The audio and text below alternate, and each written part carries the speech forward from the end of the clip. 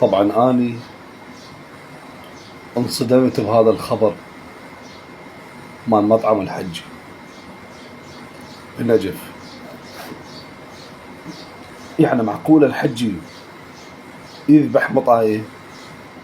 حجي أنا ماكل يمك 20 مرة. 20 مرة، اي والله 20 مرة. أنا أقول يعني ما معقولة 30 شيش بصينية. أنت زين سوي شيش بلف حتى العالم ما تشك بيه. سوي شيش بلف.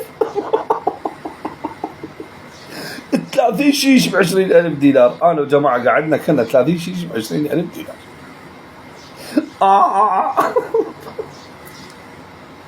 الله يعطيك حج. بس للأمانة أبو صابر لحمك طيب، للأمانة يا أخي، لحم طيب. أنا